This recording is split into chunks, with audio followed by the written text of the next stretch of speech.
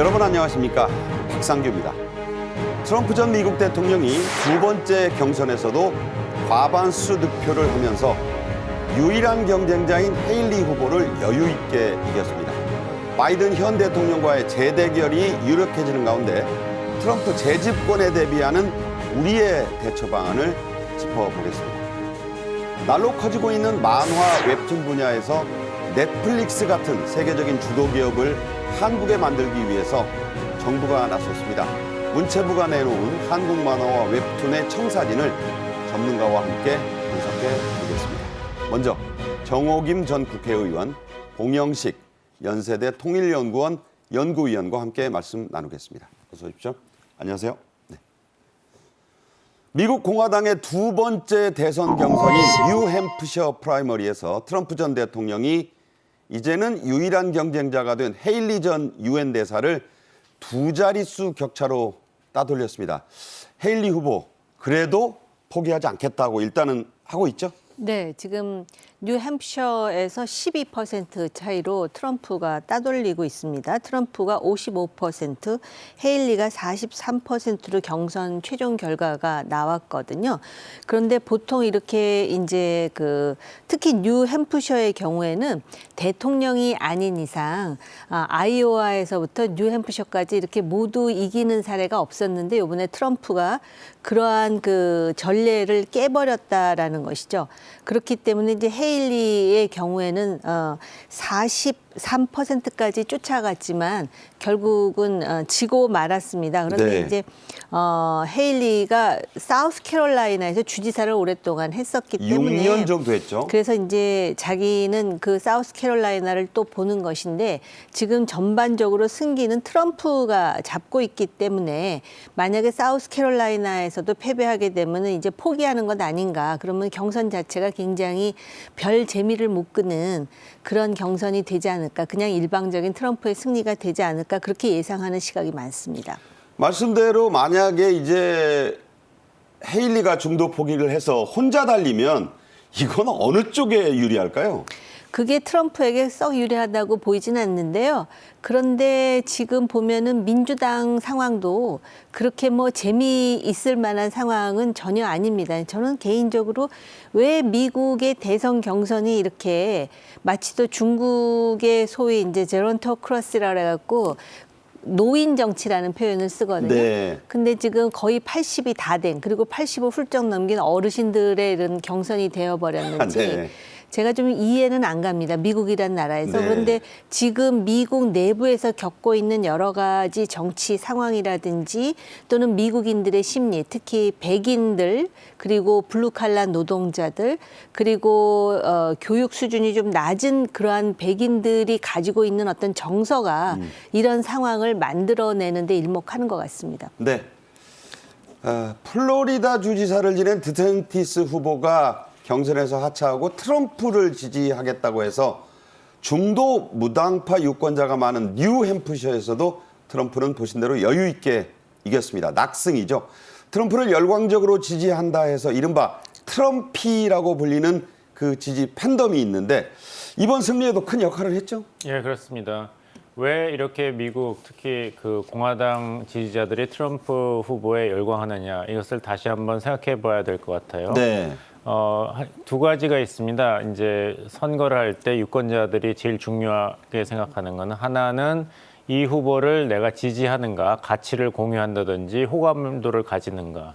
그만큼 중요한 두 번째 요소가 이 후보가 승리할 것인가, 네. 내 표가 사표가 되는 것을 피하는 것이 굉장히 큰 유권자들에겐 동기입니다. 네. 이 두 가지를 트럼프 후보가 충분히 충족시키고 있다는 것이죠.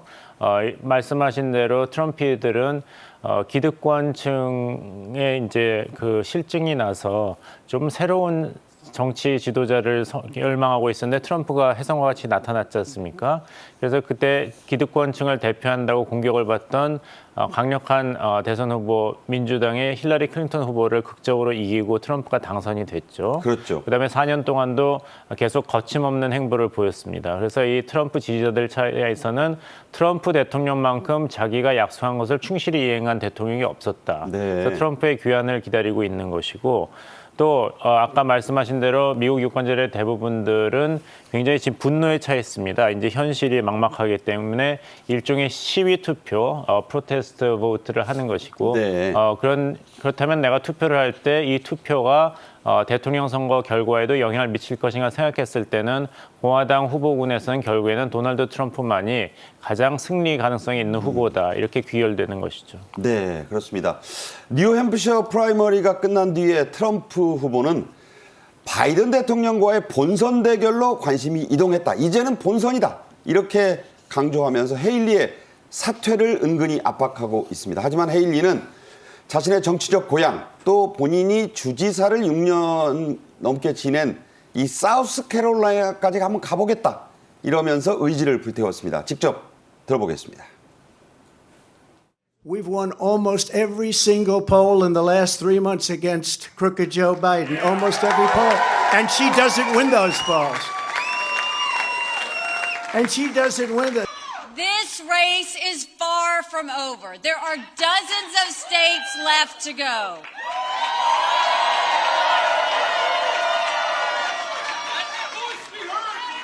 And the next one is my sweet state of South Carolina. 네. 다음은 스윗 포테이토. 내가 사랑하는 내가 주지사를 6년간 지낸 사우스캐롤라이나로 가보자. 이런 얘기입니다. 니키 헤일리 후보. 같은 여성인 민주당의 힐러리 후보가 2008년에 기적 같은 반전을 이룬 적이 있었는데요. 자, 그게 어떤 거였죠? 2008년에 힐러리가 아이오와에서 3등을 했다가 결국은 이 슈퍼 튜스데이 경선에서 반전을 해서 1등을 한 그런 드라마를 쓰겠다라고 하는 건데요.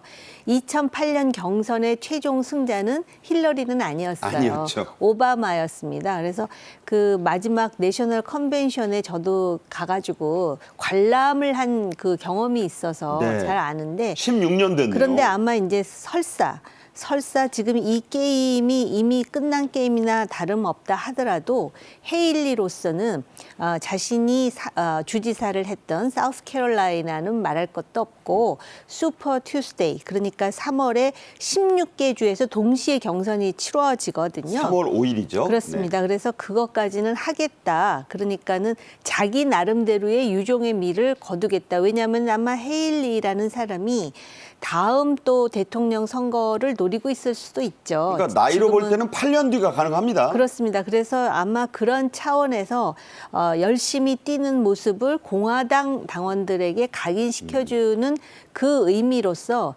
자기는 바로 힐러리 클린턴이 그런 어떤 역전의 드라마를 썼듯이 자기도 슈퍼 투스데이 3월까지는 가보겠다라는 의지를 태우고 있는데 아마 트럼프로서는 그 의지마저 꺾으면서 확실한 선거 승리를 만들어야 결국은 결선에서 바이든에게 낙승하지 않을까 또 그런 계산을 하리라 보입니다. 네. 아직은 50대인 니키 헤일리로서는 8년 뒤를 기약하면서 뭔가 완주까지 가보는 모습을 보이려 한다. 이런 분석을 해주셨습니다. 현직 대통령인 바이든도 같은 날 민주당에서 경선을 치렀는데 이 경선이 좀 재밌습니다. 민주당이 뉴햄프셔에서 한 건 비공식 경선입니다. 자, 이건 뭔가요? 예, 이 경선이 왜 비공식 경선으로 되었는가에 대해서는 좀 설명이 필요합니다. 2년 전에 민주당 그 전국위원회에서 그 선거 방식을 바꿨습니다. 뭐냐면은 뉴햄프셔가 그 민주당 그 대선 후보 경선에서 예비 선거 제일 먼저 하는 것이 전통이었는데 뉴햄프셔에서 이긴 사람이 사실상 민주당 대선 후보로 선정되는 것은 많지 않았습니다. 굉장히 극소수였고 네. 존 케리 그 당시 매사추세츠 상원의원이 유일한 케이스인데 뉴햄프셔가 매사추세츠 바로 옆이기 때문에 그것도 연관성이 있었다는 것이죠.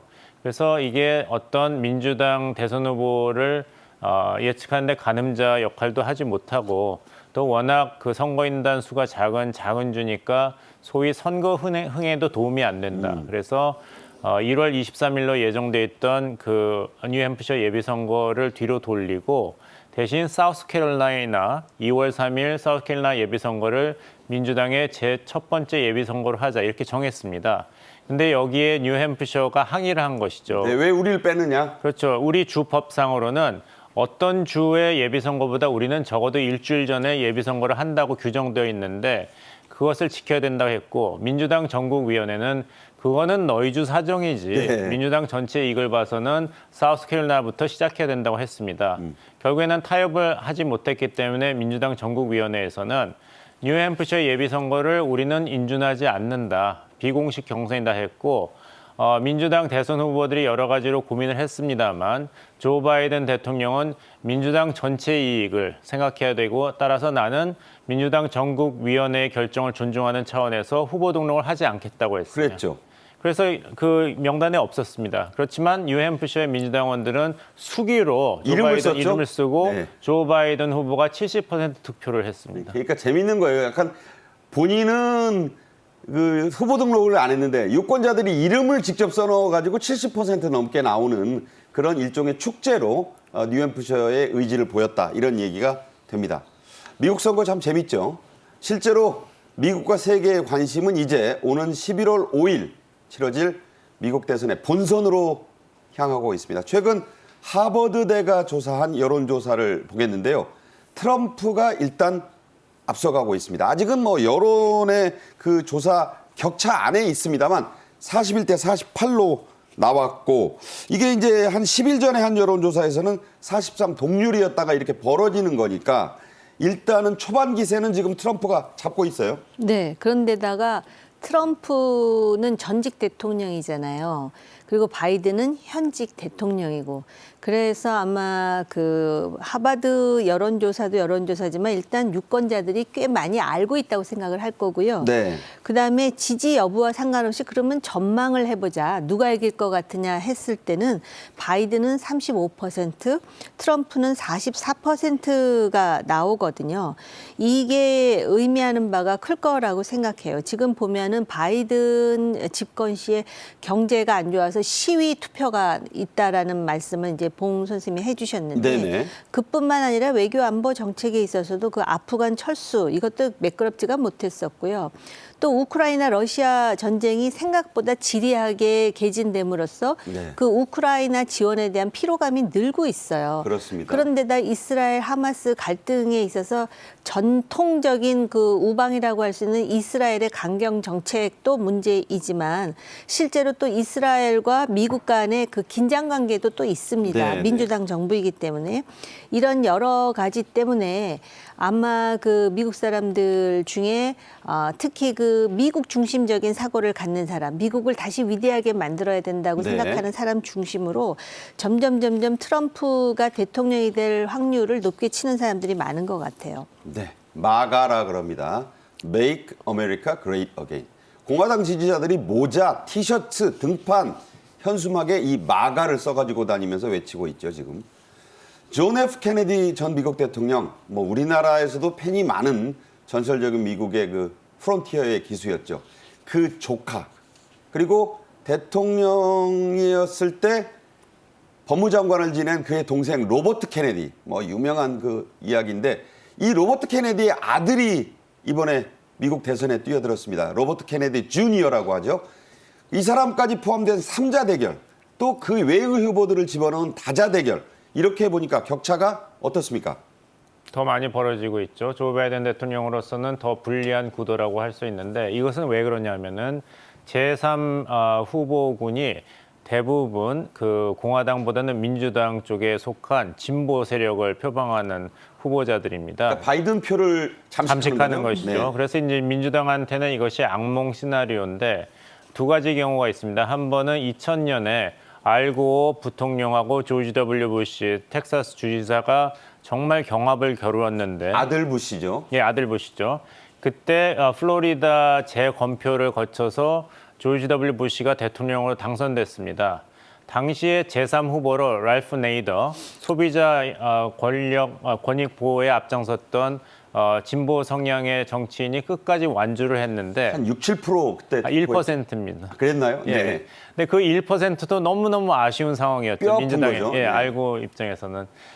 그 이후로 민주당은 진보 세력에서 제3 후보군이 나올 때마다 이걸 괜히 공화당 후보에게 이렇게 괜히 선거를 넘겨주는 것이 아닌가 하는 악몽이 있는데 지금 나오는 케네디 후보라든지 코넬 웨스트, 굉장히 그 유명한 그 흑인 교수죠. 네. 질 스타인. 이런 후보군들은 다 민주당 표를 잠식하게 돼 있습니다. 그러니까 이제 공화당 표 잠식 후보가 없는 것이죠. 없어요. 92년도에는 로스페로가 그 독립 후보로 나왔는데 사실상 그때 보수 세력의 표를 많이 잠식했고 네네. 빌 클린턴 민주당 후보 당선에도 기여를 했죠. 그래서 이런 구도를 볼 때는 계속해서 조 바이든 현직 대통령이 상당히 불리한 그런 구도에 있다. 특히 말씀하신 대로 마가 같이 트럼프 대통령은 유권자들 귀에 쏙 들어오는 어떤 슬로건이 있는데 조 바이든 대통령은 지금 어떻게 뚜렷이 내세울 그런 피치가 없거든요. 네네. 민주주의를 보호해야 된다는 네. 정도의 그런 슬로건만 내세우고 있기 때문에 어떤 이런 전환을 마련하지 않는다면 조 바이든 대통령은 민주당의 악몽, 1980년 지미 카터 당시 대통령이 로널드 레이건 공화당 후보에게 대패를 했던 그야말로 10대 1로 대패를 했던 영어 단어로 랜드슬라이드하게 랜드슬라이드로 예. 그때 44개의 주를 공화당 레이건 후보가 석권을 하고 그야말로 참패였죠. 참패였죠. 네. 그것이 되풀이되는 것은 아닌가 지금 우려가 깊어지고 있습니다. 네, 민주당의 악몽이 지금 스멀스멀 일어나고 있다는 말씀입니다. 자, 그렇다면 트럼프는 뭐 약한 데가 없느냐? 있습니다. 4건의 형사 기소, 각종 민사 재판 등 무려 91건의 혐의로 재판에 직면해 있죠. 그런 트럼프가 대선 본선 전에 만약에 유죄 판결을 받을 가능성이 있다. 이런 전망 또 가능성이 커지고 있습니다. 자, 이건 어떤 변수가 될까요? 큰 변수가 되지 않을 것이고 변수가 된다면 트럼프 공화당 대선 후보에게 유리하게 작용할 것입니다. 보시면 91개 건의 이제 기소가 혐의가 있는데 4가지 건의 형사 기소가 있는데 이것이 미국 헌법이 규정하고 있는 대통령 후보 피선거권에는 전혀 영향을 미치지 않는다는 것이 대법원의 오래된 입장입니다. 미국 헌법 제2조에 대통령 피선거권이 규정돼 있는데 만 35세 이상 그리고 미국 내에 14년 이상 거주 그리고 미국 국내에서 출생한 자 이 3가지 조건만 충족시킨다면 누구든지 대통령으로 선출될 수 있습니다. 미국 국내는 하와이도 포함하는 거잖아요. 하와이도 포함하고 예. 존 맥케인 상원의원은 미국 구남에서 태어났는데 네. 구남은 국제법상으로 그 구남 소속 나라의 영토로 취급되기 때문에 미국 비행기에서 태어나도 그렇습니다. 네. 예. 그래서 이 3가지 조건 이상의 어떤 규제를 두는 것은 국민이 미국 시민이 유권자로 자기 지도자를 선택하는 권한을 너무 지나치게 훼손하는 것이다라는 것이 미국 사법부의 입장이기 때문에 유죄가 나온다 하더라도 트럼프 대통령의 대선 가도에는 아무 영향이 없고 역사상 감옥에서 실형을 살면서도 대통령 후보에 출마한 경우도 있습니다. 미국에서. 네, 그런 경우까지 있다. 자, 미국은 정치, 선거의 영역에 사법이 개입하는 것을 이렇게 제한하고 있다는 말씀을 드립니다. 자, 미국 대선 진행 상황을 바라보는 세계의 시선, 또 우리나라의 시선 역시 복잡합니다. 트럼프의 재집권을 가정한 상황을 지금부터 하나하나 짚어보겠습니다. 먼저 경제 면에서는 미국 우선주의, 아메리카 퍼스트, 그리고 보호무역주의가 훨씬 더 강해질 것이란 우려가 나오고 있는데요. 트럼프는 한마디로 바이든 정부가 이룩해놓은 모든 걸 뒤집어 엎겠다, 갈아엎겠다고 하고 있죠. 네, 사실 바이든의 경우도 민주당 행정부였음에도 불구하고 완전 자유무역 개방 무역이 아니었어요. 그만큼 미국의 그 보호무역에 대한 경향성이 강화되고 있는 와중에 트럼프가 대통령이 된다면 주요 공약으로 우선 보편적 기본 관세 10%를 도입하겠다 그랬거든요. 전부 밑에다 깔겠다는 거죠. 그러니까 실제로. 관세 다 이제 부과하겠다라는 것이고요. 전기차 전환 정책을 철폐하겠다. 근데 그 전기차 전환 정책이라는 자체도 사실은 우리에게 그렇게 써 유리하지 않은데 그걸 철폐하고 또 이제 어떤 그 정책을 내놓을지 굉장히 긴장되는 대목이고요. 그다음에 화석 연료 규제를 폐지하겠다. 사실은 전 세계적으로 그리고 이 탄소 방출과 관련해서 미국이 자유롭지 못했는데 그 연료 규제를 아예 폐지하겠다, 하고 싶은 대로 하겠다라는 것입니다. 법인세 등 감세를 추진하게 되면 미국 기업들이 훨씬 자유롭게 기업 운영을 하겠죠. 거기다가 아시아 태평양과의 협력을 도모하는 인도 태평양 경제 프레임워크를 폐지하겠다 그랬습니다. 그러니까 이거는 어떻게 보면은 바이든보다 훨씬 강화된 보호 무역 그리고 미국 우선 정책이 시행될 가능성을 활짝 열었다, 이렇게 보면 돼요. 그래서 만약에 자신이 재집권을 하게 되면은 관세부터 조사하라, 지금 이미 이렇게 지시가 내려갔다는 거예요. 그렇게 되면은 결국은 미국을 중심으로 한 보호 무역 때문에 무역 갈등이라든지 심지어 무역 전쟁까지 치달을 수 있는 위험성을 높인다 하는 점에서 우리에게도 굉장히 그 앞으로 만약에 트럼프가 다시 집권을 하게 되면은 미국과의 관계 설정, 특히 경제 정책과 관련해서 미리 대비하지 않으면은 심지어 뒤통수 맞는 상황까지도 벌어질 수 있다라고 생각을 해요. 네. 특히 또 경제 협정 중에 인도 태평양 경제 프레임워크라는 게 있죠. 자, 여기에 관련된 게 인도 태평양 국가만이 아니라 우리도 해당이 되는데 트럼프는 이것도 집권하면 철폐하겠다, 이렇게 얘기하고 있어요. 근데 이제 이것을 좀 신중하게 고려해야 될 것 같아요. 왜냐하면은 인도 태평양 경제 프레임워크를 취소하겠다는 것이 과연 우리에게 그렇게까지 결정적인 치명적인 사건이냐. 왜냐하면은 바이든 행정부가 원래 내세웠던 스케줄에 따르면은 이 IPEF의 체결은 지난번 샌프란시스코에 있었던 아시아 태평양 경제협의체 정상회의에서 마무리되기로 돼 있었습니다. 네.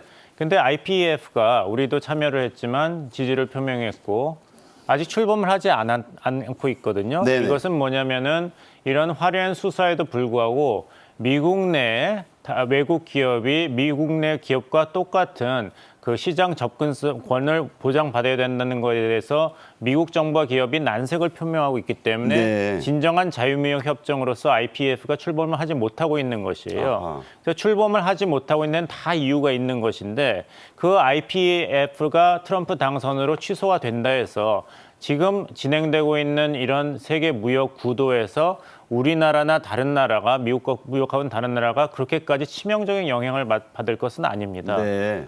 출범하지 않은 것이니까요. 출범하지 않은 것이기 때문에 그것이 없어진다고 해서 큰 영향을 미치지는 않을 것이고 또 이런 친환경 정책을 트럼프가 당선된 다음에 다 뒤집는다 하더라도 정유라든지 무슨 석탄 산업이라든지 철강, 전통적인 굴뚝 산업 있지 않습니까? 이것은 오히려 우리에게 더 좋은 수출 기회로 작용할 것도 있기 때문에 한쪽만 볼 것이 아니라 여러 면을 종합적으로 보고 여기에 대한 대비를 한다면 그렇게까지 우려할 상황은 벌어지지 않을 것이고 제일 중요한 것은 전 세계가 우리나라를 포함해서 트럼프 4년을 경험을 했습니다. 이미 한 번 했죠. 어떤 식으로 트럼프가 국정 운영을 하고 외교 안보 무역 정책을 할지는 답이 나와 있기 때문에 네. 거기에 따라서 매뉴얼을 준비해서 한다면은 그렇게까지 놀랄 사태가 벌어지지는 않을 것이라고 생각합니다. 네, 우리에게는 비 오는 곳도 있고 해 뜨는 곳도 있을 것이다. 여기에 맞추는 게 필요하고요. 또 막상 집권하면 그렇게 뒤집는다는 게 선거 전략이었지 또 실제 정책은 달라질 수 있다. 이런 부분까지 봉 교수가 지적했습니다. 자, 벌써부터 세계 정가에는 트럼프의 섀도우 캐비닛, 그림자 내각 명단까지 나돌고 있습니다. 우리나라에서도 예의주시해야 할 그런 명단인데요. 정 의원께서 외교 안보 라인부터 한번 살펴주시겠습니까? 글쎄 이대로 될지는 모르겠습니다. 하마평이죠. 근데 이제 뭐 국무장관 후보로 로버트 오브라이언, 그리고 국방장관 후보로 밀러, 이런 사람들이 벌써부터 이제 언급을 되는데요. 이 크리스토퍼 밀러라는 사람은 특히 아프간이라든지 이라크의 미국 병력을 감축하는 그런 역할을 했던 인물이고요. 우리에게는 주한미군 철수 같은 게 좀 떠오르네요. 아니, 그리고 지금 이제 과거의 그 트럼프 일기를 보면은 거기까지 가진 않았지만은 그 주한 미군 철수와 관련해서 그 당시에도 거의 대선 공약처럼 되어버렸습니다. 그리고 무기를 도입하는 데 있어서도 딱 집어가지고 왜 사우디아라비아와 한국은 돈도 많은데 네. 지원을 하고 미군이 주둔 해 가면서 미국의 예산으로 이거를 지켜야 되느냐 공약을 그러면서 그 나라는 돈이 있으니까 필요하다면 사라고 해. 간단히 말씀드리면 이거거든요. 네네. 그런데다가 지금 북한과의 관계 설정이 지금 바이든하고는 많이 다를 수가 있고요. 이 트럼프의 외교 정책의 문제는 뭐냐면 외교에 대해서 잘 모르면서 자신의 생각 그리고 어떤 자신의 어떤 비즈니스 마인드 이런 게 많이 이제 입력이 된다라는 것이죠.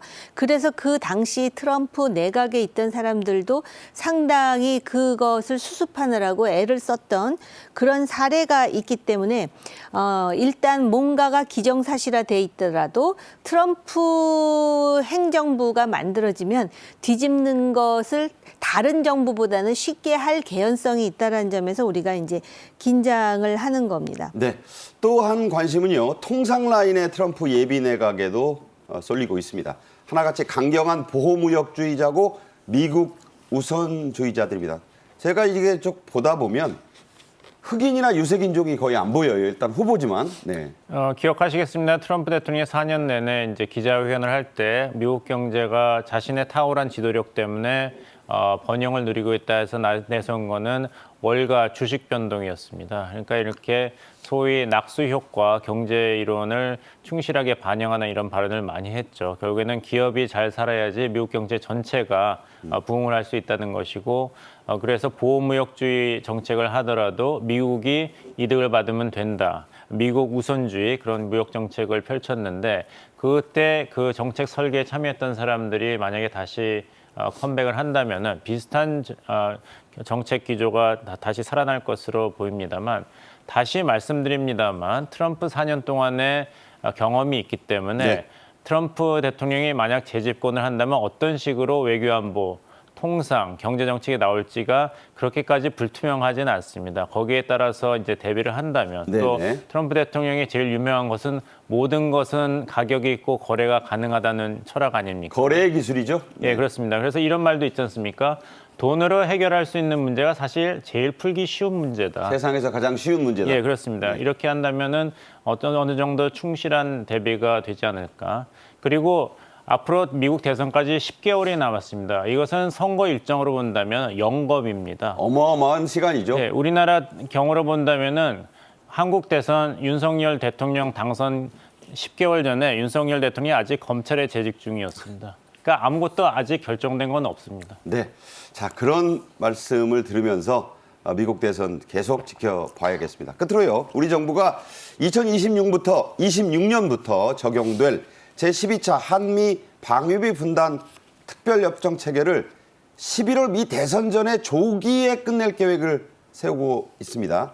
트럼프가 당선되면 그 자체가 뒤집힐 가능성이 있기 때문인가요?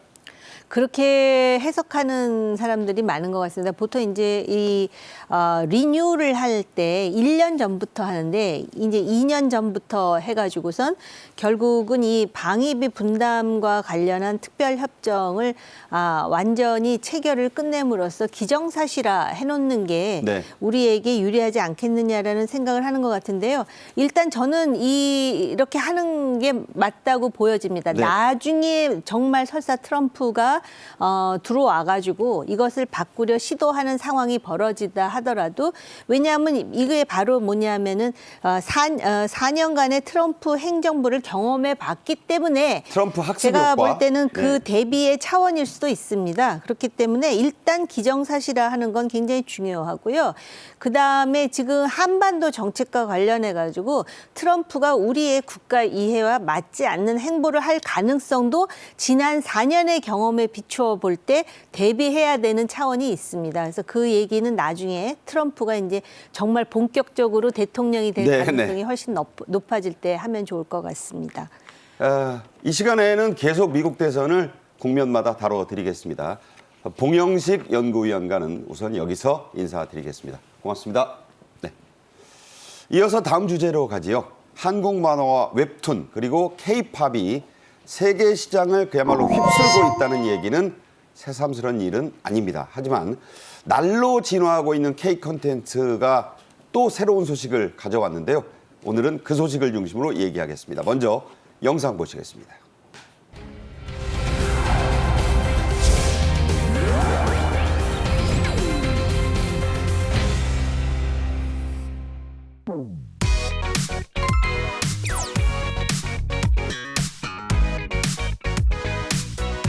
글로벌 경쟁력이 있는 슈퍼 IP가 될 웹툰을 계속해서 만들어낼 수 있게 정말 효과적으로 지원이 필요한 때라고 생각합니다.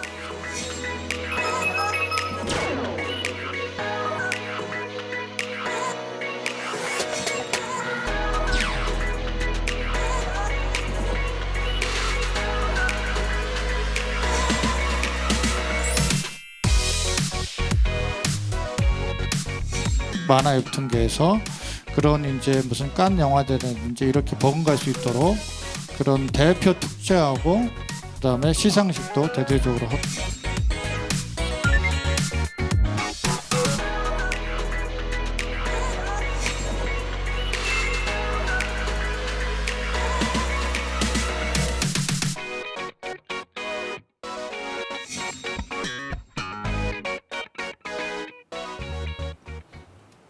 네, 하재근 문화평론가도 함께하겠습니다. 어서 오세요. 안녕하세요. 네, 요즘 인기를 끈다 싶은 드라마와 영화 대부분 웹툰이 원작입니다.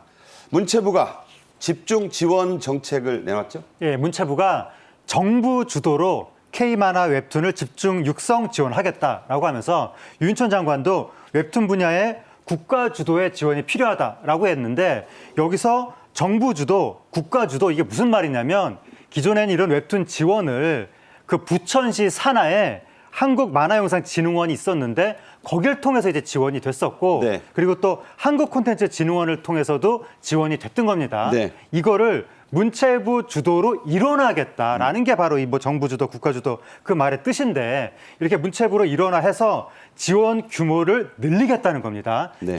규모를 그러면 어떻게 늘리느냐라고 하는 것은 올 연말까지 만화 웹툰 발전안을 발표할 계획이라고 합니다. 네, 영화진흥위원회는 있잖아요. 이번에는 만화진흥위원회가 신설된다고 합니다. 문체부가 적극 지원하는 이른바 만화 허브가 새로 생기는 거죠? 네.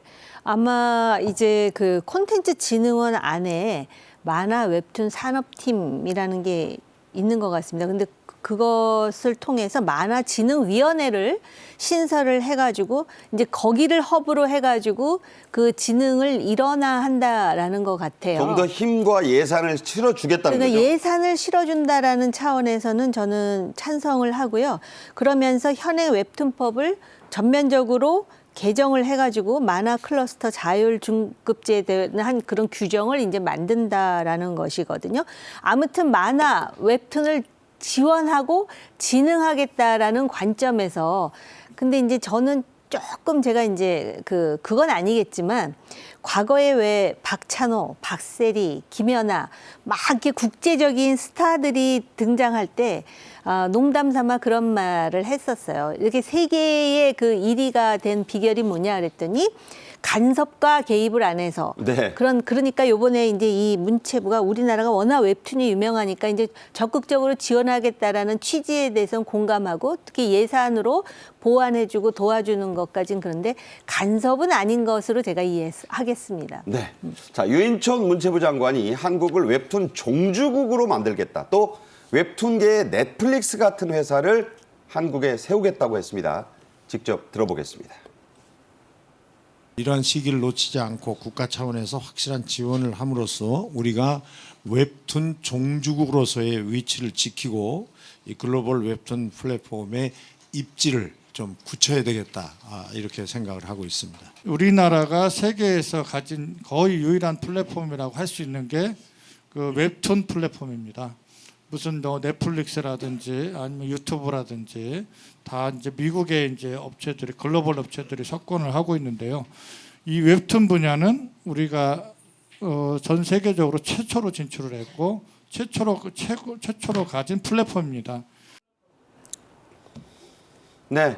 문체부는 예산을 뭐 10억, 30억씩 투입하겠다는 구체적 계획을 내놨고요. 우리 웹툰 지금 세계적이죠, 그야말로? 그렇습니다. 우리나라 웹툰이 세계적인 인기고 그런데 이제 기존에도 물론 세계적인 인기지만 이거를 더 키우겠다는 거죠. 그래서 그러기 위해서는 세계적인 뭐 웹툰 시장도 더 확대를 시켜야 되고 한국 웹툰이 여기저기 해외로 진출을 해야 되니까 그러기 위해서 번역 지원 예산을 이번에 10억 원 확대해서 투입을 한다는 겁니다. 그러니까 현지어로 해야 되니까. 그렇습니다. 이제 언어를 이제 번역을 해야 되고 그다음에 우리나라 중소 플랫폼이 해외 영업 능력이 각각 다 보유하고 있지가 않잖아요. 네. 그 부분에 대해서 해외 진출 예산을 지원하는 그 예산을 30억 원을 더 이번에 확대를 한다는 것이고 네. 해외 진출 관련해서 컨설팅도 하겠다라고 하면서 마치 영상계의 넷플릭스와 같은 세계 넘버원 K 웹툰 플랫폼도 만들겠다. 그런 계획이 발표된 겁니다. 이미 세계 매출액 상위 5대 웹툰 기업 중에 4개가 예. 한국이라니까 예. 이제 구체적인 형상만 만들면 예. 계속 잘 나가겠죠? 그러니까 이제 이 웹툰 플랫폼 시장 중에서 한국 1위라던가 뭐 일본 1위, 미국 1위 이런 플랫폼들을 한국 기업들이 가지고 있거든요. 여기에서 더 나아가서 뭐 유럽 1위, 뭐 아프리카 1위, 남미 1위 그런 식으로까지 더 확장을 시키겠다는 것이죠. 네.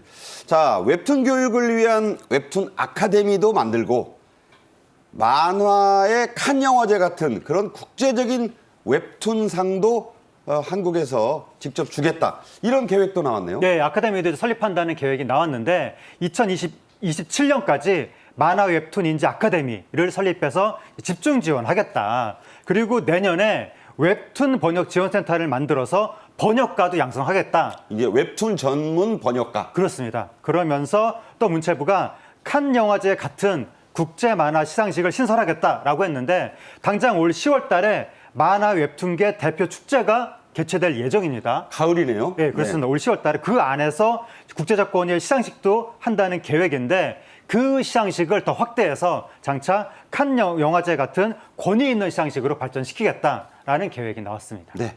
만화가들의 칸 영화제가 한국에서 열린다. 이렇게 생각해 보시면 되겠습니다. K-웹툰 시장의 성장세는 정말 놀랍습니다.